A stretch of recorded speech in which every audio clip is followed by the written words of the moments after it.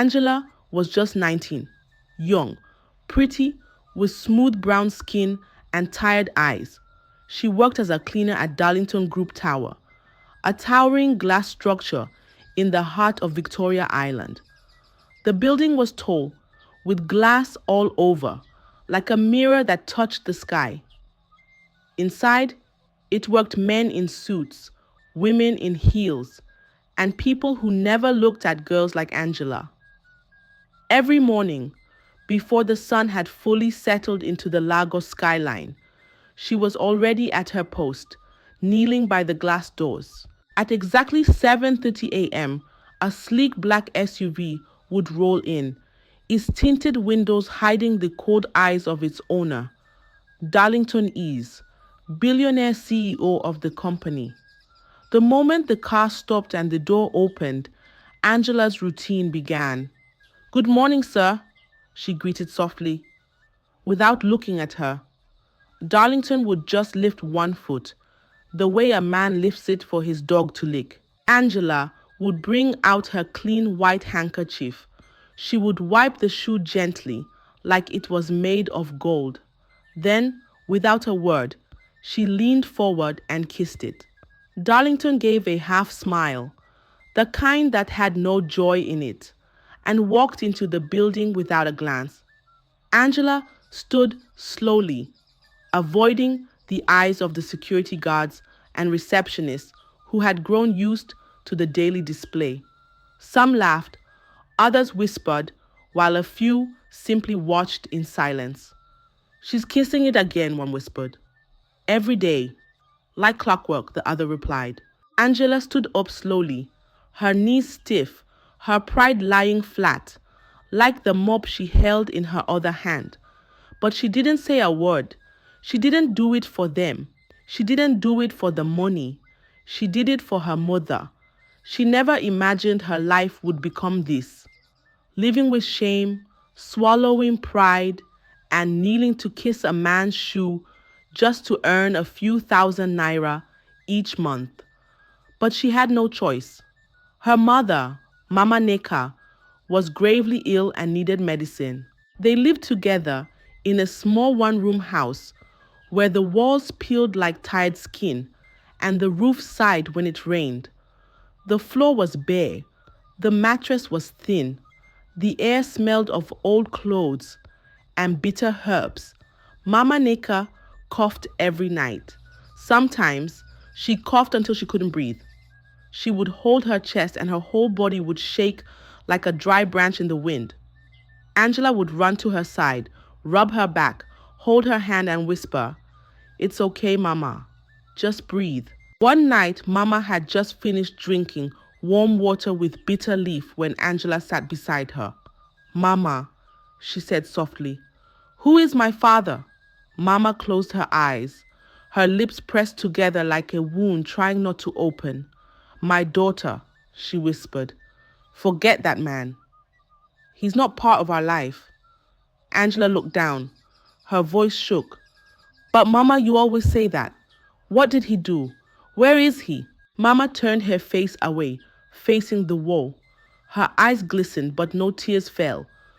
"You won't understand," she said. "Just promise me one thing.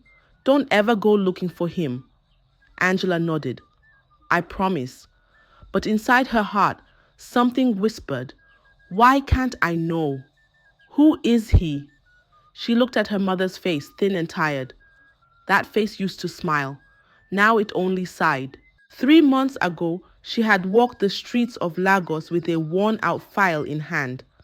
Inside were photocopies of her secondary school results and a reference letter from her former principal.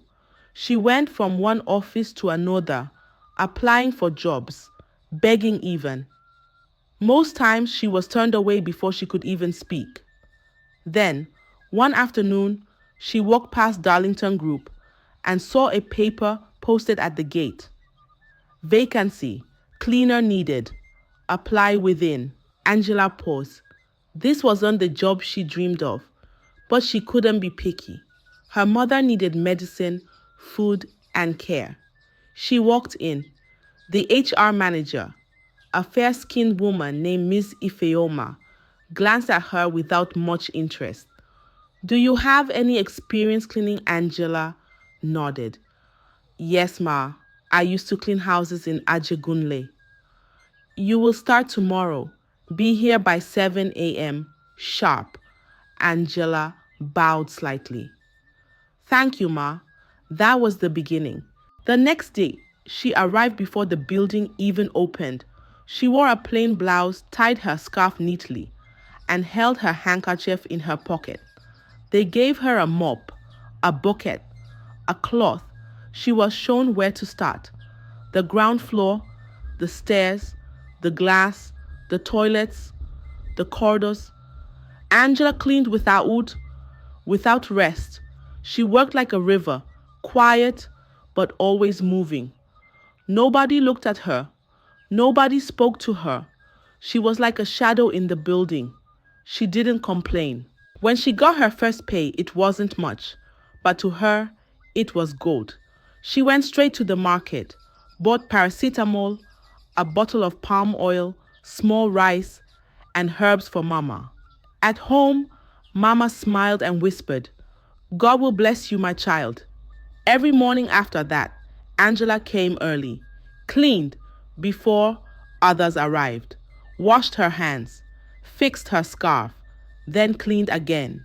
Darlington passed her many times. He never looked her way. He walked past her like she was air. He never even said, Good morning. Angela didn't mind. She was not there for smiles. She was there for survival. But one morning, everything changed. Angela didn't show up to work that morning. Her mother had collapsed in the middle of the night, coughing blood. Angela had spent the night searching for a nurse in their area. There was no money for a hospital. Angela cried. She ran from one house to another. Please, do you know any nurse? Please help me. My mother is dying. The sky turned dark. No one answered. No one came. There was no money for hospital, not even for bus fare. Angela sat beside Mama till morning. Her eyes didn't close. Her hands held Mama's tightly. By the time the sun came out, she changed clothes, wiped her face and rushed to work. She was late, very late. As she entered the gate, her legs felt weak. Her head spun. Darlington spotted her immediately. You, come here, he called. Angela stopped. She turned slowly. Her eyes were swollen.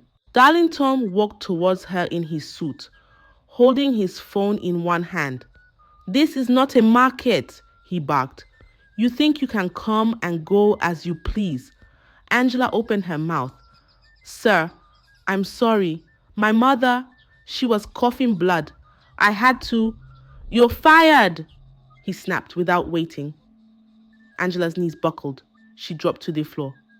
Please, sir, I beg you. My mother is very sick. This job is the only thing we have. Darlington turned around, took one step, then stopped. He looked over his shoulder. You want your job back? Yes, sir. Please, I'll do anything. Come to my house this evening. Wash all my clothes, my wife's too, and the children's, every single one. Then we'll see. Angela's heart sank. That was not part of her job. But her mind pictured Mama lying on the mat, coughing, shaking, sweating. Angela swallowed hard.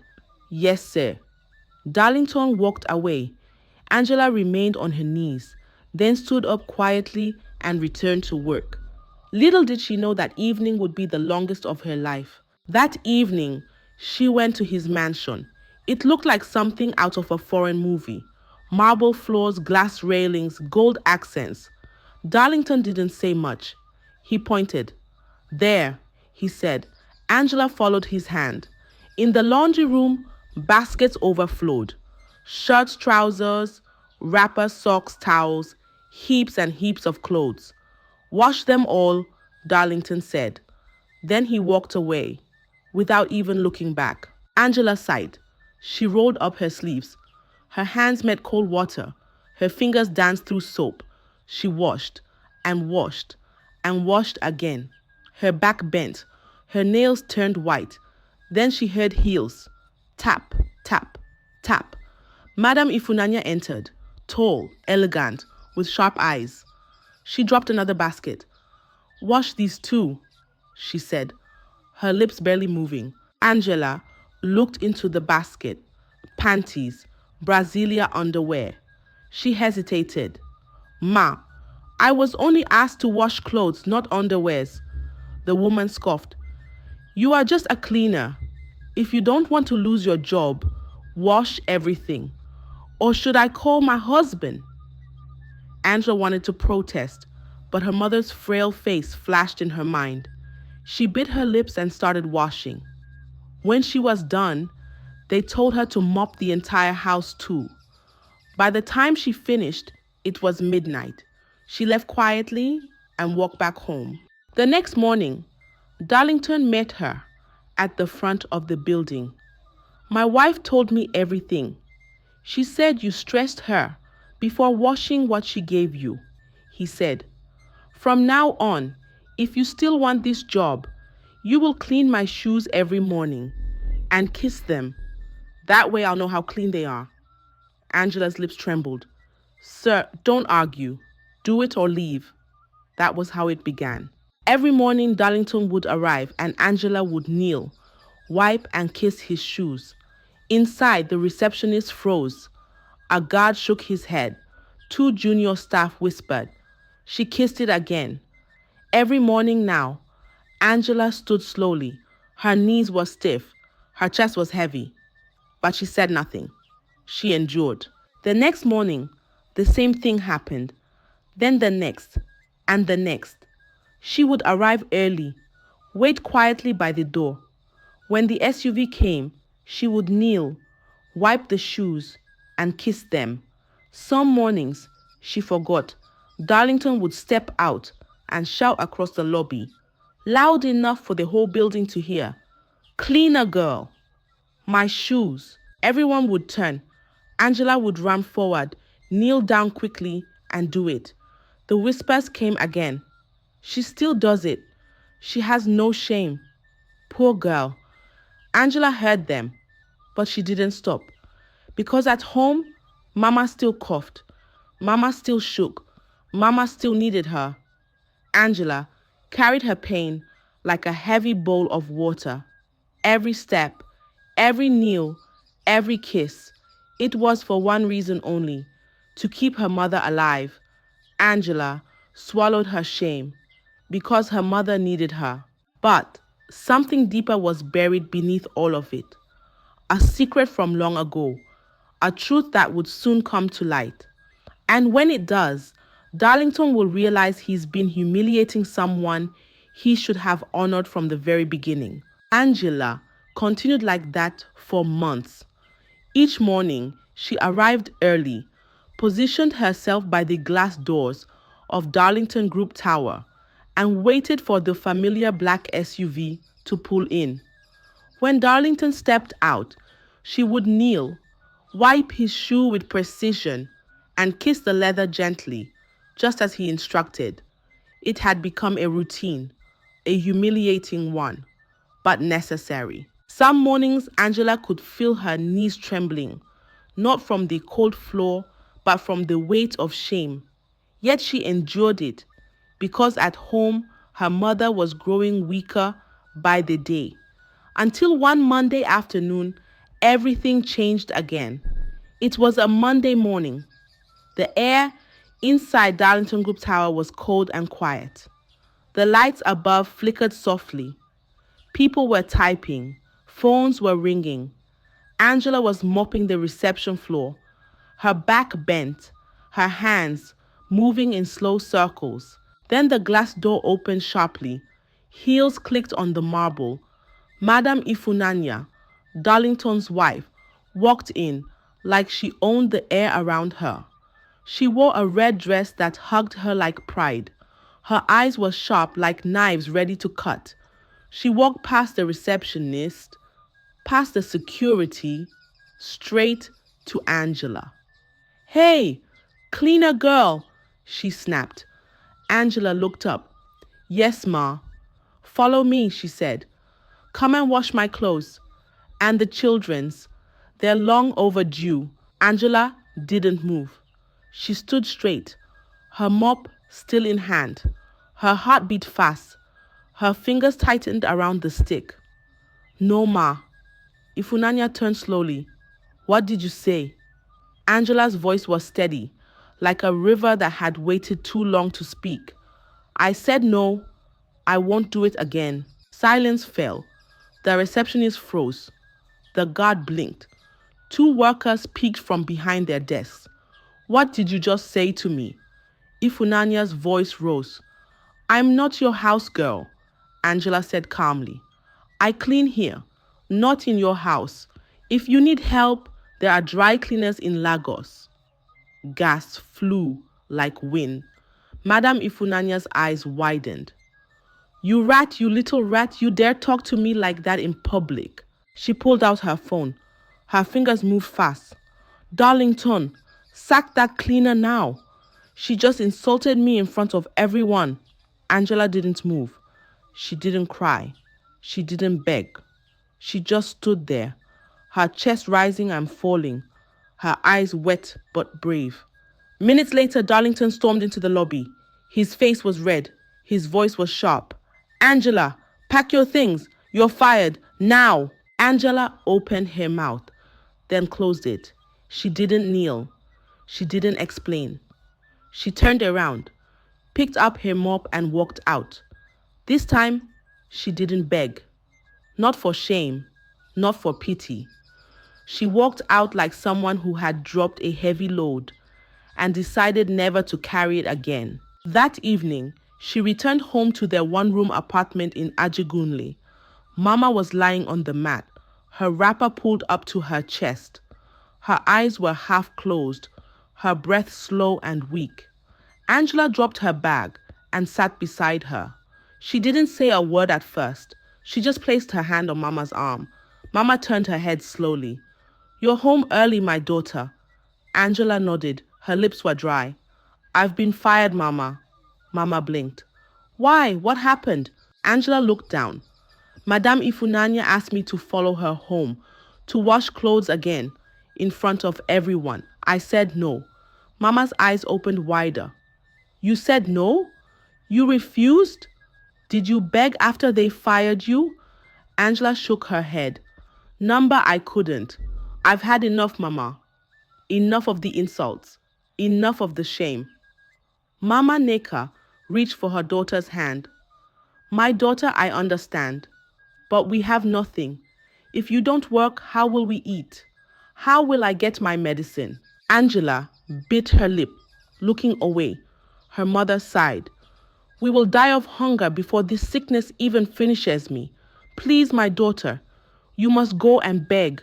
For me. Mama, no, not again. Mama reached for her hand again. Her grip was soft but trembling. You must go back. Go and beg. For me, my child. For my life. Angela shook her head slowly.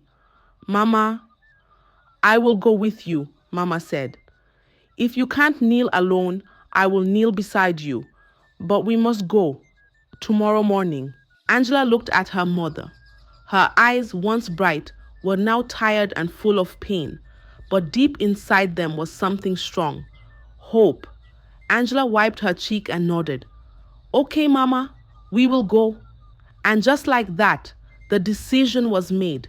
They would go together, to beg, to kneel, to try again. The next morning, they both dressed in their cleanest clothes. Angela wore her neatest blouse and a long brown skirt. She tied her scarf with care. Mama used her faded but clean wrapper, the one she saved for church and important days. They walked quietly through the streets of Ajegunle, holding each other like two wounded birds trying to stay warm. When they reached Victoria Island, the Darlington Group Tower stood tall before them, cold and proud, like it didn't remember the poor. The security guard, Emeka, saw them first. He stepped forward surprised. Angela, what are you doing here? You've been sacked. Angela stood straight, but spoke gently. Please, sir, we just want to see Mr. Darlington, just for a moment. Emeka looked at the old woman beside her. He sighed. You're not allowed. Wait outside. So they waited. 15 minutes passed. Then the black SUV rolled in. The tires whispered on the marble. The car door opened with its usual pride. Darlington stepped out in a dark blue suit, clean shoes, and the same cold eyes. Angela quickly dropped to her knees. Her handkerchief was already in her palm. Before she could even touch his shoe, his voice boomed. Don't even try it, he barked. You were fired yesterday. Leave this place immediately. Angela froze, her knees on the ground, her head bowed. Then Mama Neka did something that made the air stop. She knelt beside her daughter, slowly, her bones cracking, her wrapper dragging across the floor. Please, sir, she's just a child. Forgive her. If she loses this job, we have nothing left, nothing at all. Darlington looked down at the kneeling old woman, disgust on his face. Look at this. Poor people, this is what they do. Always begging, always blaming others for their suffering. Sir, please, the woman continued, but Darlington brushed her aside. Get out of here before I call security. I don't want embarrassment today. I'm expecting someone very important. The owner of this company, my boss, a man of high class, not roadside beggars. Angela's mother tried once more. Sir, please. Security, Darlington shouted. The word echoed like thunder. Angela and her mother stood up slowly and began walking toward the gate. Just as they stepped out, another black SUV rolled in, sleek, expensive, and dignified. The vehicle passed slowly by them. Inside sat a man in his late 50s, dark-skinned, clean-shaven, with commanding presence and thoughtful eyes. He looked ahead, unaware of the two women at the gate. Angela turned to look at the car briefly. Her mother froze for a second, her chest rising as if something gripped her from within. But she said nothing. They both watched as the SUV glided into the company compound. Neither of them knew that inside that car was the man they had spent Angela's whole life avoiding, the real owner of the company, the biological father Angela never knew. Her mother said nothing as they walked back home, but tears had begun to fall silently from her eyes.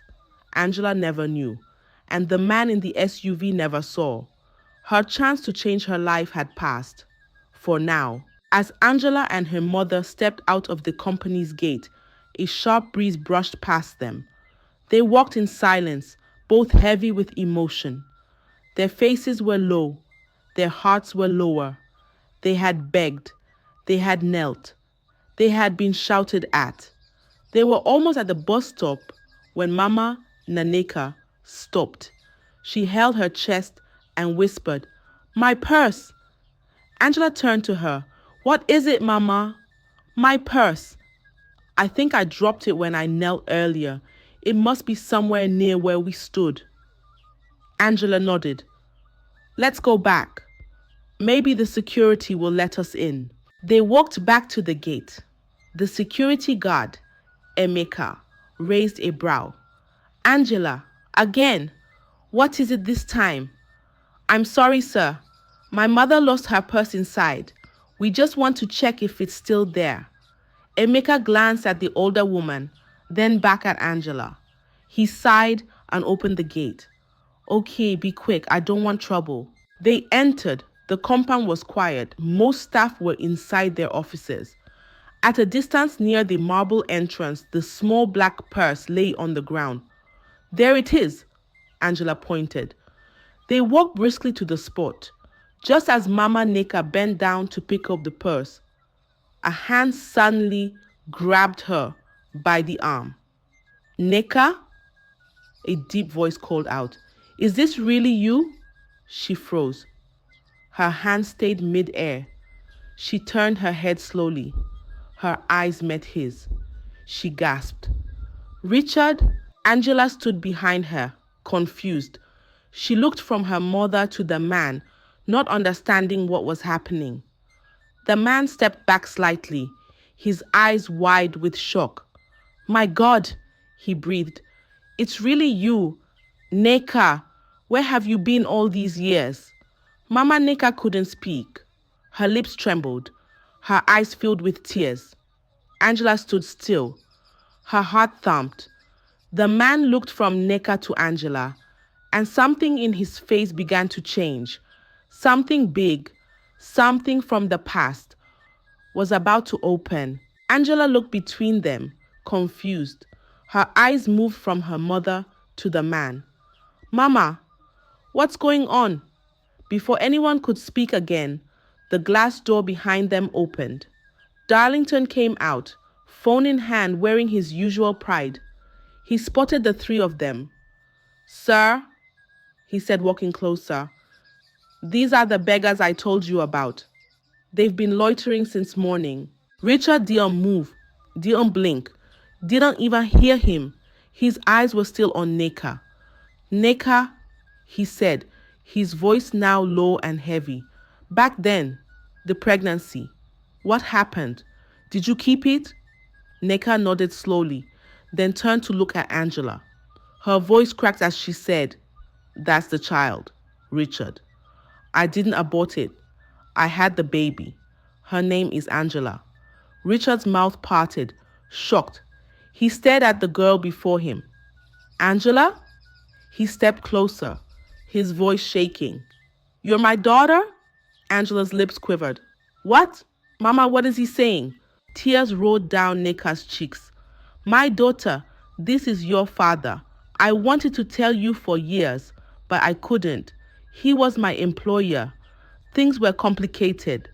Angela gasped. Her knees weakened. Her heart pounded like drums during a village festival. The truth she had begged for had just fallen from the sky.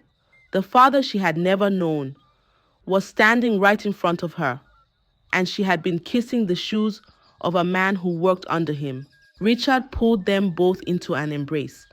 I've looked for you for so long, Neka. I never stopped. Not a day. After we parted, I realized what I did was wrong. I wanted to fix it, but you were gone. Darlington stood there, dumbfounded. His eyes shifted from Richard to Angela to Neka. Sir, you're saying she's your daughter? Richard turned sharply. Yes, Darlington. The same girl you've been humiliating for months. She is my daughter. And this woman you just called a beggar. She is the woman I wronged years ago, and the mother of my only child. The silence was deafening. Staff had begun to gather around, watching from glass windows, whispering. Neka wiped her eyes, her voice quiet but sharp. You told me to abort Richard. You said your wife must not hear, so I left. I didn't take your money. I didn't call you. I raised her alone, with nothing. Richard looked down in shame.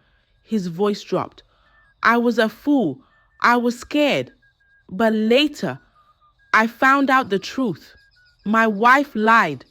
The boy she brought into our home, the one she claimed was mine, he wasn't mine. A DNA test exposed everything. She was using me, Neka gasped. So you're no longer together? We divorced years ago, Richard said. Since then, I've been searching for you to know if you kept the pregnancy or not. And now, after all these years, I find you here. And Angela, my own daughter, working as a cleaner in my company, being mistreated. Angela, overwhelmed by everything, burst into tears. All this time, I never knew. I kept asking Mama, but she never said anything. And now, you're my father? Richard stepped closer to her and gently touched her shoulder. I should have been there, he said. But I wasn't, and I can't change the past. But from today, Angela, I will never leave your side again. The wind moved gently through the compound. Staff inside the building were watching from behind the glass. No one laughed, no one whispered, because something bigger than shame was happening. A lost father, a broken mother, a forgotten daughter, all standing in one place, reconnected by truth. Richard turned slowly. His eyes, once warm, were now hard like stone. He looked straight at Darlington.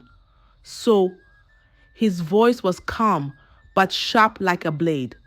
You made my daughter kiss your shoes? Darlington swallowed hard. He looked smaller now. The proud shoulders had dropped. The voice that once barked at everyone now trembled. Sir, I didn't know, I swear. If I had known she was your daughter, I... That's the problem, Richard snapped. You only respect people when you know who they are. You value position more than humanity. That is not leadership. Darlington opened his mouth, but nothing came out. Angela stepped forward. Her voice was clear. Her eyes were wet, but her chin was up. You don't deserve to be boss if you treat people like dirt, poor or not. Everyone deserves respect. Richard nodded. You're right, Angela. He turned to Darlington. You're fired. Effective now. Darlington fell to his knees. Please, sir, I have children, a family. Please. Richard's face didn't change. You should have thought of that before humiliating someone else's child. The guards at the gate stood silently. Staff inside watched through the glass. No one said a word. Darlington knelt there shaking, but no one came to lift him. And Richard turned to Angela. Let's go home. That same day, Richard didn't waste a single minute. He called his driver. He held Necker's hand gently. You're going to the hospital, the best one. Angela helped her mother into the back seat. For the first time in a long time, Mama didn't lie on a mat. She sat on soft leather with air conditioning blowing gently on her face. The hospital was big. White walls, quiet halls, smiling nurses. The doctors ran tests, checked her heart, her chest, her blood. They gave her medicine that didn't come from the roadside. They placed her in a clean room with white sheets, soft pillows, and warm light. Angela sat beside her mother, holding her hand, smiling. Mama, she whispered, no more shame. Mama turned her head slowly. Her voice was weak, but her smile was strong. God has answered, my daughter. Angela kissed her forehead, and for the first time in months, Mama slept peacefully. The next morning, Richard returned to the company with Angela beside him. He walked into the boardroom where directors and managers had gathered. This is Angela, he announced, my daughter. She will take over as acting CEO while I oversee restructuring. Let it be known this company is built on fairness and integrity, and no one will be treated as less just because of their background. There was silence. Then one by one, people began to clap. Angela's hands trembled as she took the seat that once belonged to Darlington. She breathed deeply. A new beginning. Her first task came easily. She issued a company-wide memo. Effective immediately, all staff must treat others with respect regardless of their position. Anyone found bullying or humiliating others will be sanctioned. And then, she signed Darlington's termination letter personally. 3 months later, Nika was fully recovered and moved into a new house with Angela. Richard officially introduced them to society, his wife and daughter. Angela, on her part, was sent abroad to further her education. She promised to return and continue building the legacy of compassion and justice her father now stood for. In the end, she wasn't just a cleaner. She was a daughter, a leader, and above all, she was proof that no one should ever be judged by their circumstances. I hope you enjoyed the story. If so, please like the video. Comment what you learned from the tale. Share with friends and family. And don't forget to subscribe to the channel for more African tales just like this one. Thank you.